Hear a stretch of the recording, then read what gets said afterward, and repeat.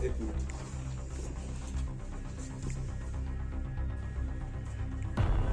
लोग यहाँ एकत्रित हुए हैं ये बताने के लिए कि एयर पॉल्यूशन का जो इम्पैक्ट हमारे हेल्थ पे पड़ रहा है, हमारे क्वालिटी ऑफ लाइफ पे जो कितना दुष्परिणाम पड़ रहा है, उसके लिए जागरूकता फैलाने के लिए।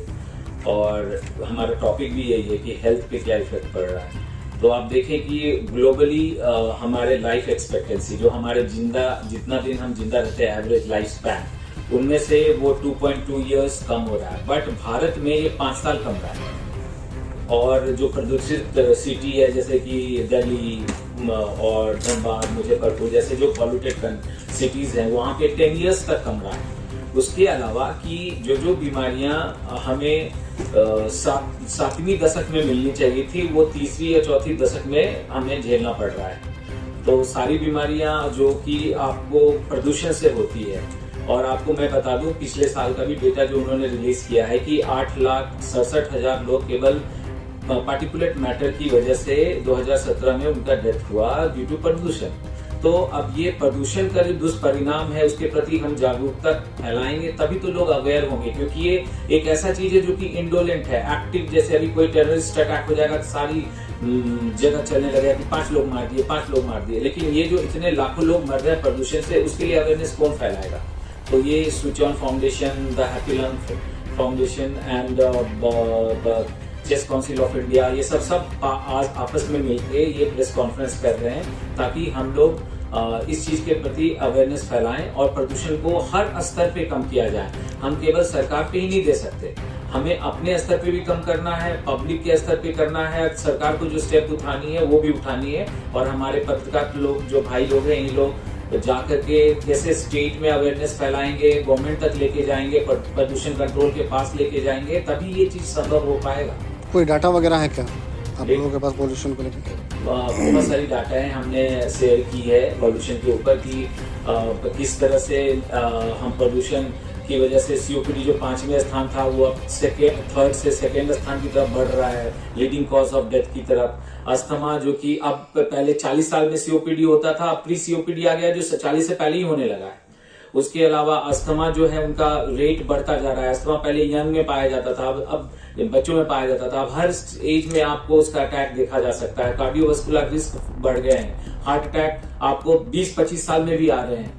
और आप देख लो कैंसर जो कि पाया जाता था कि 7th डेकेड में मिल रहा है, वो अब 30s में भी लोगों को पाया जाता है। रिसेंटली भी हमने देखा है कि प्लूरल फ्यूजन का केस था, हमें लगा वो टीबी है, लेकिन फिर बायोप्सी के बाद पता चला वो कार्सिनोमा है। मतलब कि आप देख रहे हैं किस तरह से हमारे हेल्थ को वो क्षतिग्रस्त कर रहा है। प्लस आप देखेंगे कि still birth, low birth weight baby या मैल न्यूट्रिशन बेबी, और मेंटल और विकास नहीं हो रहा है। ऑटिज्म, जैसे डॉक्टर साहब ने बता रहा था, म्यूटिज्म एंड ऑटिज्म के केसेस आ रहे हैं, जेनेटिक लेवल पे भी वो क्षति किए जा रहा है। रांची का पोल्यूशन कैसा है? रांची तो औरों की जगह अभी देखिए, जो PM10 वाला इंडेक्स था उसमें रांची एक ऐसा स्टेट है जिसने सुधार किया है।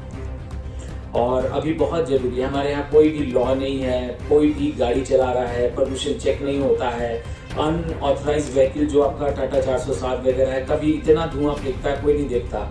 और जो रोड पे हम लोग कचरा कूड़ा जलाते हैं, इनफेक्ट ऑफ उसको कि हम बारीक करके मैनुअल बनाने के बजाय, इसका कोई रेगुलेशन नहीं है। इनको देखने की जरूरत है, वरना इसको दिल्ली बनने में ज्यादा टाइम नहीं लगेगा। तो भी कितना ईयर लगेगा, क्या चांसेस?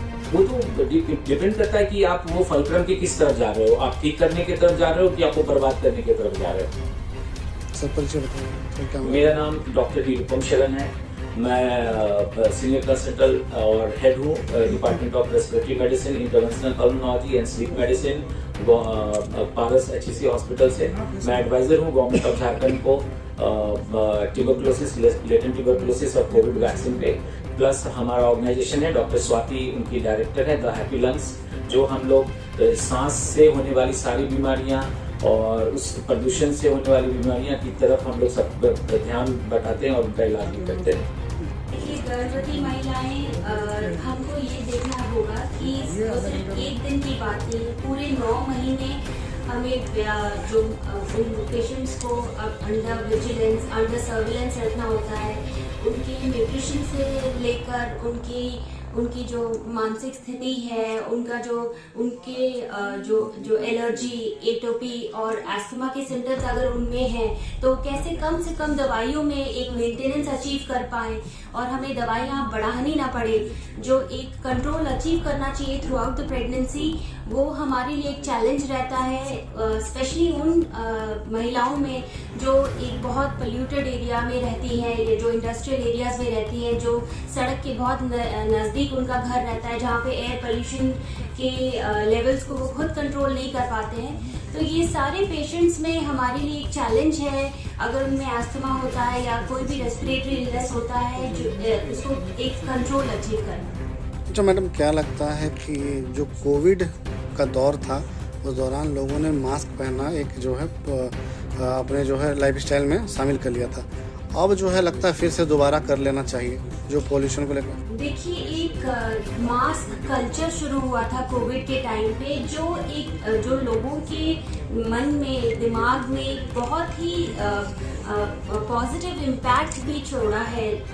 पेशेंट जो लोग हैं वो अब मास्क से डरते नहीं या मास्क यूज करने से कतराते नहीं। जहाँ हम ये कहना चाहते हैं कि कोविड अगर है या नहीं है, अगर आप किसी ऐसे पोल्यूटेड एरिया में हैं जहाँ पे आपको सांस की प्रॉब्लम हो सकती है, जहाँ पे आप एक हाई रिस्क हैं, कैंडिडेट हैं, जहाँ पे आपको सांस की प्रॉब्लम आपके जेनेटिक में है या तो आप उससे रिलेटेड हैं, तो ये सारी चीज़ें कंट्रोल की जाती है एक सिंपल मास्क के यूज़ से। और ज़रूरी नहीं हर बार N95 मास्क यूज़ किया जाए, आप एक नॉर्मल कपड़ा का मास्क यूज़ करके भी काफ़ी हद तक इन पोल्यूटिंग एयर पार्टिकल्स से आप बच सकते हैं।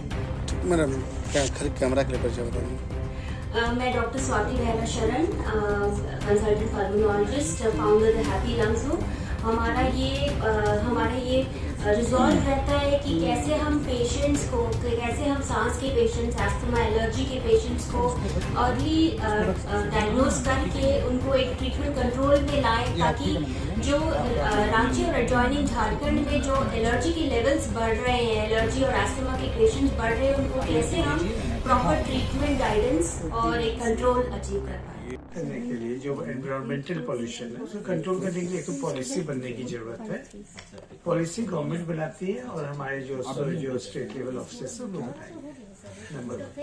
नंबर 2, व्यवस्था जो बनाने की जरूरत है। रोड्स पे व्हीकल का पॉल्यूशन कम हो, ट्रैफिक जाम कम हो, लोग ज्यादा पैदल चले, पब्लिक ट्रांसपोर्ट अवेलेबल हो, साइकिल का ट्रैक्स हो।